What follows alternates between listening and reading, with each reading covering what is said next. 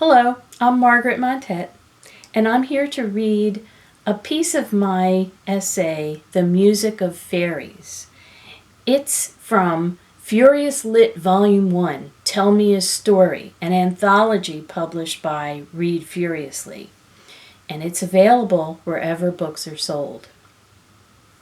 I'm going to read you a little of the beginning and then another piece further in. The Music of Fairies.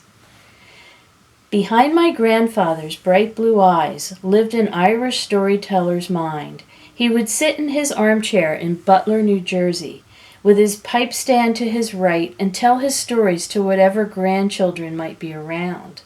Through cherry-scented pipe aroma, I would hear, "Margie me gal, did I ever tell you about the time?"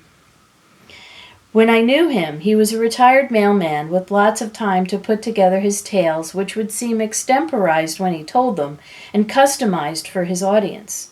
One in particular sticks in my mind, told as he rode shotgun in our family's Ford Granada with the bumpy plastic seat covers.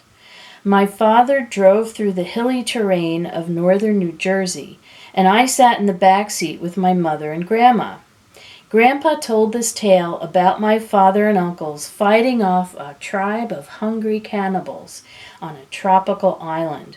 My father and uncles were trying to avoid landing in the giant black stockpot the cannibals had set up over an open flame. I remember laughing so hard my sides hurt, while the adults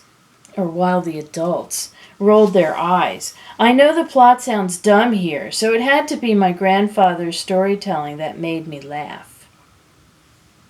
I very recently realized that Grandpa's cannibal story sounds a lot like Robinson Crusoe. My father was cast in the Crusoe role, and Uncle Bill W. and Uncle Bill L. shared the duties of My Man Friday. Crusoe and Friday battled cannibals in much the same way as my father and the Uncle Bills in Grandpa's story. I can see Grandpa as a little boy reading this book, and then as a young father reading it to my mother and her siblings. He had the air of an adventurer about him, even if his days of adventure were mostly behind him when I, the youngest grandchild, finally came on the scene. Grandpa told his stories with that wry wit and a blue-eyed sparkle as a true Irishman would. He never told, in my presence anyway, traditional Irish tales which are so important to Irish culture. During my recent visit to that legendary lush green island, I heard many. Go to a pub, hear a story. Go on a bus tour, hear a folk tale. Besides Guinness, Aran sweaters, I bought 2, and Claddagh rings, folklore is probably the country's most notable export. I was in Ireland with my writing program. 18 students and 8 or so faculty called Trinity College Dublin home for 2 weeks.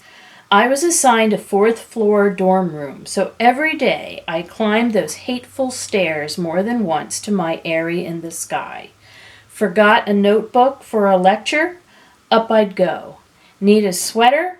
Up those stairs. At the end of a busy day, they were all busy with lectures, workshops, and exploration, I would relish my spot, which was level with the Trinity College tree canopy.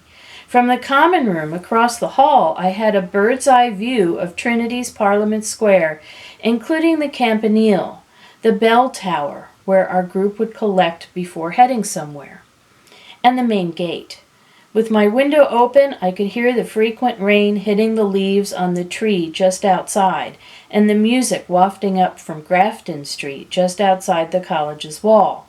An electric guitar mimicking the great rock guitar solos of decades past, drunken vocalizations from outside of the pubs, and on a few occasions an electrified violin. All of this was in the air up there.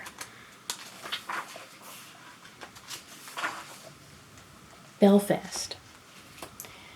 I will always think of Northern Ireland as wet. 7 of us, writers of fiction, poetry, and nonfiction, met at the Molly Malone statue at St. Andrew's Church in Dublin in the wee hours of the morning to board a bus for a day tour of Belfast and Northern Ireland. Our bus driver, Derek, told us a fine story as we approached a curiosity called the Giant's Causeway near Belfast. A giant named Finn McCool lived near here in County Antrim. He was a warrior hero with flowing blonde or white hair. Legends of his adventures were later told from the point of view of his son and were called the Fenian Cycle. According to the stories, Finn is still sleeping in a cave somewhere guarded by his followers. In Derek the bus driver's story, Finn was feuding with another giant, Benandonner, from Scotland. Finn crossed the water via a causeway he had built out of stone so that he could settle things with his enemy. Something happened. Finn got scared, or Benandonner wasn't in, and Finn ran back to County Antrim. Mr. and Mrs. McCool received word that Benandonner was coming for Finn, and they saw this huge creature himself lumbering across Finn's causeway. Not wanting to fight such a large opponent, Finn jumped under a blanket in a cradle, and his wife then convinced Benandonner that this huge baby was her youngest of 15. Her other enormous children were out hunting with their gargantuan father, she said. It worked. Benandonner ran back to Scotland, scattering Finn McCool's neatly constructed causeway into piles of broken rocks.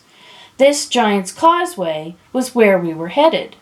First, we crushed a long uphill cliff walk, and then we could see the remains of Finn McCool's causeway.